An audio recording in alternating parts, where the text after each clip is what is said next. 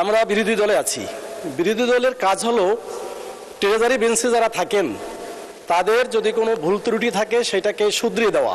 কিন্তু আমি দেখছি যে এখানে সরকারের যে বাজেট উপস্থাপন করা হয়েছে কিংবা অন্য প্রসঙ্গ যখন কথা বলা হয় তাদেরকে ভালো পথ দেখানে তখন সেটাকে তারা ভালোভাবে নেন না। আমি অনুরোধ করব যে বিরোধী দলের কাজ হলো আপনার তাদের সরকারি বেঞ্চকে সহযোগিতা করা। আমরা সেই সহযোগিতার মন মানসিকতা নিয়েই কথা বলছি এবং সামনের দিকেও বলবো। আমি একটু বিরোধী দলের সরকারি ট্রেজারি বেঞ্চকে অনুরোধ রাখতে চাচ্ছি যে আপনারা কি এরকমের চান? আপনি বাজেটের উপরে বলেন, বাজেটের উপরে বলেন। হ্যাঁ, আমি বলছি যে বিগত ফ্যাসিস্ট আমলে যেভাবে বিরোধী দল ভূমিকা রেখেছে যদি চান তাহলে 1 মিনিট তো এমনি চলে গেল, আপনি সম্পূর্ণ বাজেটের উপরে বলেন। জি মাননীয় স্পিকার, আমি সম্পূরক বাজেট গতকালকের যেভাবে ধারাবাহিক সেই অনুযায়ী আমার সম্পূরক অর্থাৎ 2025-26-এর উপরে আমি মূলত আজকে ওইভাবে প্রস্তুতি নেইনি। তবে আমি একটা কথা বলবো, সম্পূরক বাজেটের উপরে যে খরচ করে এরপরে অনুমোদন নেওয়া এই প্র্যাকটিসটা আমার মনে হয় বন্ধ হওয়া দরকার। এটা দেশের জন্য, দেশের অর্থনীতির জন্য এটা ভালো হবে। এই প্র্যাকটিসটা যাতে আগামীতে না হয় সেদিকে আমি দৃষ্টি আকর্ষণ করছি। মাননীয় স্পিকার, বাংলাদেশের 62টা শিডিউল ব্যাংক, এর ভিতরে 10টা হচ্ছে ইসলামী ব্যাংকিং। আর বাংলাদেশের ব্যাংকগুলার মোট ডিপোজিট হচ্ছে 19,73,73,000,000,000 লাখ করোড়। বিনিয়োগ হচ্ছে 17.78 করোড়।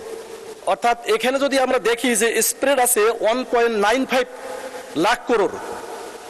আমি সেখানে সিএলআর এসএলআর যদি আমরা হিসাব করি তাহলে 13% এবং 4%, তাহলে দেখা যাবে যে গোটা ব্যাংকিং ইন্ডাস্ট্রিতে আমাদের বিনিয়োগের মতো আর কিছু থাকে না, বরং মাইনাস হয়। সেক্ষেত্রে মাননীয় অর্থমন্ত্রী মহোদয় যে বাজেট উপস্থাপন করেছেন যে 1,12,000 কোটি টাকা ব্যাংক থেকে ঋণ নেবেন, এটা হাউ ইজ পসিবল? এটা কি করে সম্ভব? কোত্থেকে আসবে এই টাকা? আর ইতিমধ্যে ব্যাংকিং ইন্ডাস্ট্রির যে অবস্থা সৃষ্টি হয়েছে, ব্যাংকিং ইন্ডাস্ট্রিতে যে গুড গভর্নেন্স প্রতিষ্ঠা, জবাবদিহিতা প্রতিষ্ঠার যে লক্ষণ সেটা আমরা দেখছি না, বরং ব্যাংকিং ইন্ডাস্ট্রিতে একটা অস্থিরতা বিরাজ করছে। আমি মনে করি বিগত সময় ব্যাংকিং ইন্ডাস্ট্রি থেকে ধ্বংস করা হয়েছে, তার থেকে বাঁচানোর জন্য ব্যাংকিং ইন্ডাস্ট্রিতে গুড গভর্নেন্স প্রতিষ্ঠা করা অতীব জরুরি।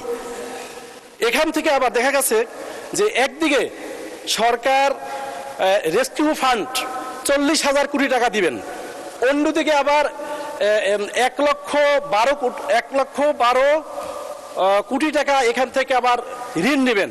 তাহলে এই বিষয়টা এলোমেলো হয়ে গেল এক। আর অন্যদিকে আমরা যদি কর্মসংস্থান বৃদ্ধি করতে চাই তাহলে প্রাইভেট বিনিয়োগকারীদেরকে উৎসাহিত করতে হবে।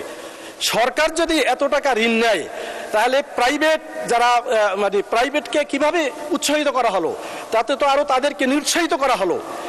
এভাবে আমি অনুরোধ করব যে এই বাজেটের বেশ কিছু বিষয় আছে, আমি গোটা বাজেটের উপরে এখানে মার্ক করে রেখেছি পেন্সিল দিয়ে।